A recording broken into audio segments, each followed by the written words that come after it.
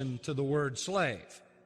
If you think that's a hard word for us to swallow, imagine how hard it was for those living in the midst of slavery to swallow that idea. When a pastor says to me, how can I talk to my people about being slaves to Christ when they have in their past history the abuses of slavery? Well, if you think that's hard, how can Jesus and the apostles of the New Testament talk to people living in the midst of a slave-dominated society, 10 to 12 million slaves at that very time, about the fact that being a Christian was being a slave to Jesus Christ? There wouldn't be any distant, foggy idea of what that meant. They would know exactly what that meant, precisely what it meant. Now remember, for Greeks, elevated people, the citizenry, freedom was the pinnacle of life. Personal dignity was attached to freedom. Being a doulos was the worst. It was the opposite. Let me tell you about slaves in the Greek-Roman world. They had no freedom. They had no rights. They had no ownership of anything. They had no legal recourse in the courts. They could not give testimony as a witness in a law case. They had no citizenship. They had no possibility of doing what they wanted to do. They weren't asked, say there, Mr. Slave, what would you like to do to be fulfilled? They weren't asked, what do you think your purpose is? Can you dream your dream so I, your master, can fulfill it? Bizarre. They had no choice about anything. They owned nothing, they couldn't be citizens, and they couldn't be a part of the army, the military. They were totally dependent on whoever owned them. Doesn't mean that it didn't have some benefits. They were provided for, cared for, protected. In many cases, treated kindly, compassionately, loved within families.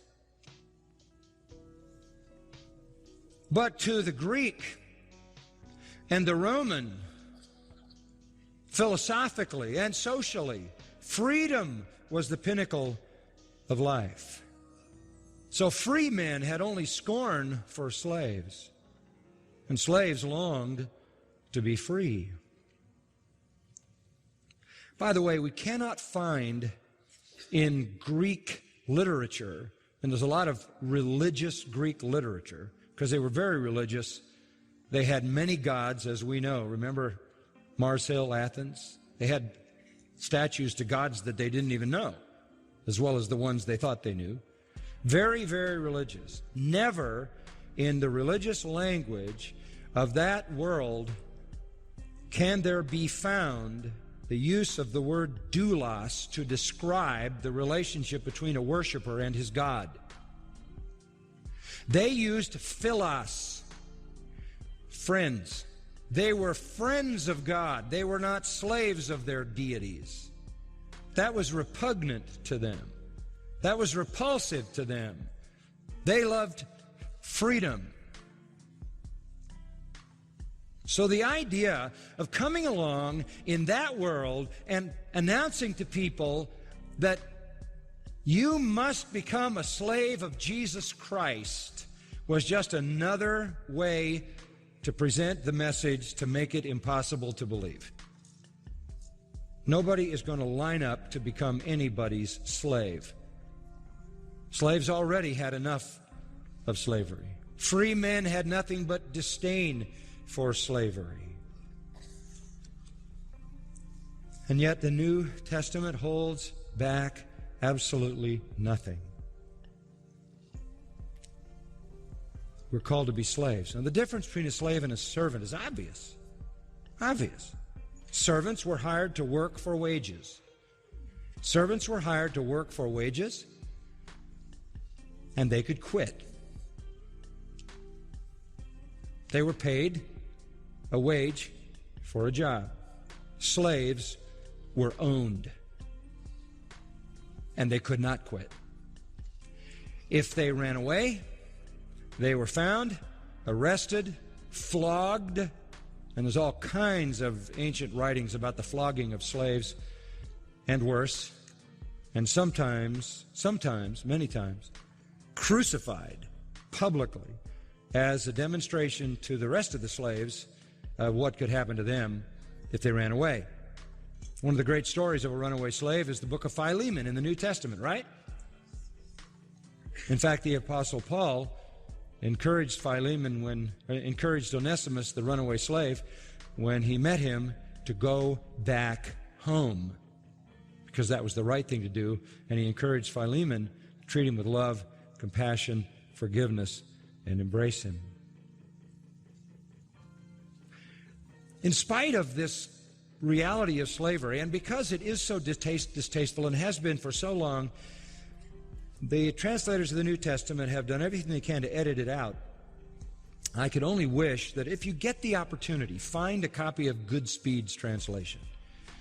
You might find one in a library. It's not a very popular translation, and obviously a translation done by one man lacks some of the richness of one that's done by a collection of men who can kind of bounce off each other, but you'll find it very interesting. The Apostle Paul, for example, did not see himself, as one writer puts it, as the great founder of Christianity. He did not see himself that way. He saw himself as the slave of God and the slave of Christ. Let me just help you to see this the best I can, and we're limited because of the translation of the NAS, but look at Romans 1:1. It's almost as if the translators choke on the word slave, and they just do anything to replace it. So in Romans 1:1, it's Paul, a bond servant of Christ Jesus. It's actually the word doulos, a slave of Christ Jesus.